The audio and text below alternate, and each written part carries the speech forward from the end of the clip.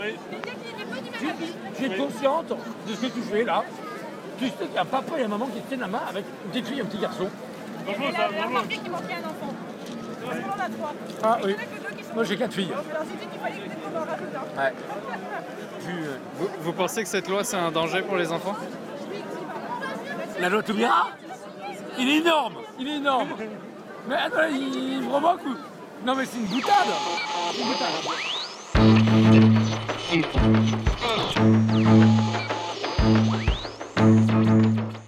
Mais alors maintenant, c'est vrai qu'on se fait emprisonner pour le moindre mot. Maintenant, ouais, on est vraiment fasciste. Je sais pas qui est fasciste, mais non, il n'y a pas de fasciste. Il y a uniquement une dictature. Un dictat, c'est quand on impose son idéologie en dépit du bon sens. Et il y a une bonne partie des Français qui ont encore un bon sens.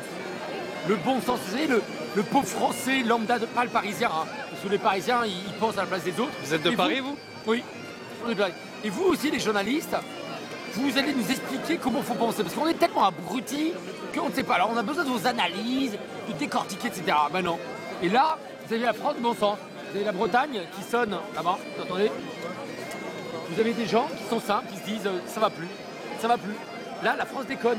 La France a plus de 1000 milliards de dettes, plus de 1000 milliards, plus de 4 millions de chômeurs officiels. Je ne vous parle pas des chômeurs, des CDD, des intérims, etc.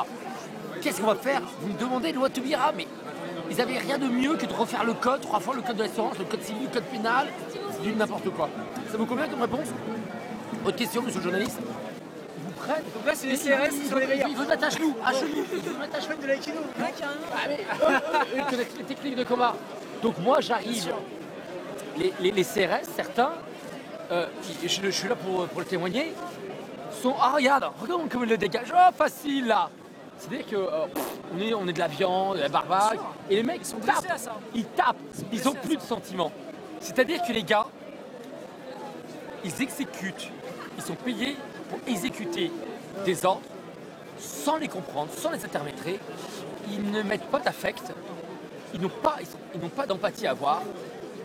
Mais ça, ce sont les CRS, la police nationale. Alors que, et eux, ils ont un syndicat, ils sont des... Alors que les militaires, eux, ils ont une conscience, ils commencent à nous suivre. Et je voudrais dire, et vous en faites ce que vous voulez, vous coupez ou non, les révolutions ne se font jamais, jamais dans le sang, mais dans le calme. Et les veilleurs, que ce soit les veilleurs ou les salopards ou n'importe qui, il y a un mouvement. Alors, face au rouleau compresseur, ils sont là, regardez, nos amis CRS. Face à eux, beauté, casqués, musclés, entraînés. Ils sont combien? 4, 5, 6 compagnies? Ça fait quoi? 1000, 2000? Et nous, on est combien? Parce que chaque fois qu'il y aura un veilleur qui tombera, derrière, il y en aura 4. Donc ils se mettent la France à dos. Donc pour l'instant, on dit les CRS avec nous, mais il y a un moment, vous savez, ces CRS, si ça se fait, ils viennent de Lille, de Toulouse, parce qu'ils n'en peuvent plus, les CRS de Paris. C'est saturé. Les gars, il y a tellement de manifestations d'ailleurs, ils n'en peuvent plus. Et puis ils ne comprennent plus les ordres. Parce que là-haut, ils savent que c'est le souk, ils paniquent là-haut.